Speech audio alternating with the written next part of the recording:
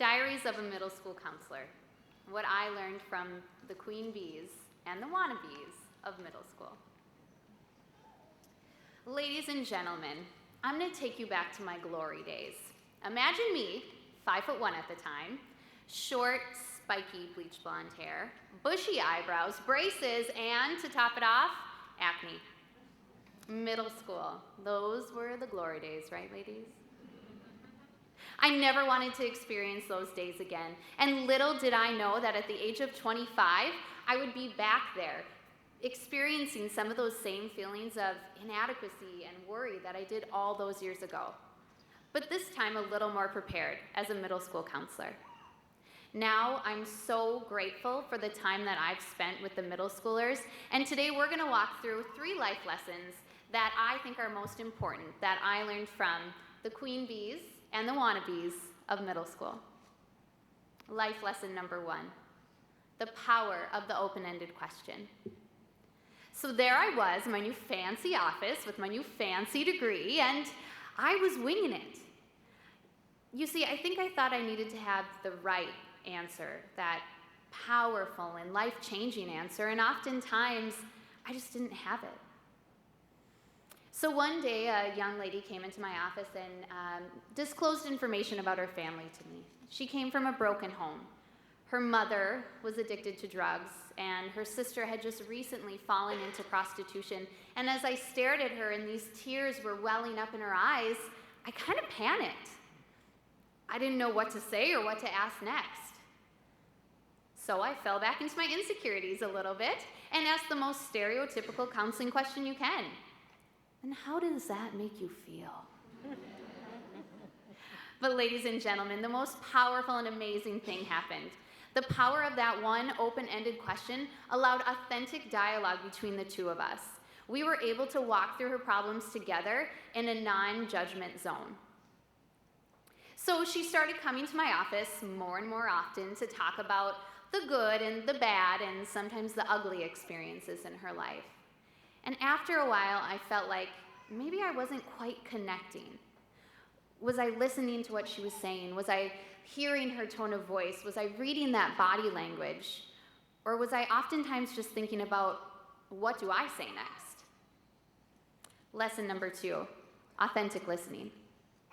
How do you respond to somebody who talks about their past sexual abuse? The answer is you don't. Let me give you another example. My husband is a fixer. Do you guys have anyone in your life who is a fixer? Definitely. So I'll come home from a long day of work and I'll tell him something that happened and he'll say things like, well, you should have told him to do this, or couldn't they have done that? So he tries to fix my problems. And those moments, I really just want that time to vent. I want to feel heard and no advice needed. That's what I know she needed that day. She needed me just to listen, and she needed to feel heard. So a lot of time in my office with students is spent painting this kind of silver lining around everyone's problems.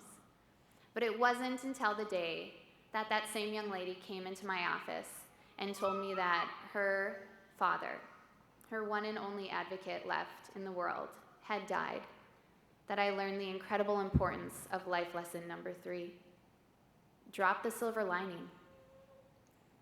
If any of you are familiar with Brene Brown, she describes the silver lining as at least. Well, at least you still have an A in the class, or at least you have other friends that want to hang out with you this weekend. What was I going to say? At least you had time with your father? No. And I know the silver lining comes from a positive place. We don't want to see anybody sad. And Brown says that our minds are trained to retreat from pain, whether it be our own or somebody else's. But if we approach a situation with empathy, we put ourselves in that position and think, what would I need right now? That day, I also learned that it was okay to say, there's nothing to say, but I'm just so, so sorry. I think we can learn a lot if we're open to being vulnerable, and my time back in middle school was just that, and I've gained some leadership skills that I'll take with me through a lifetime.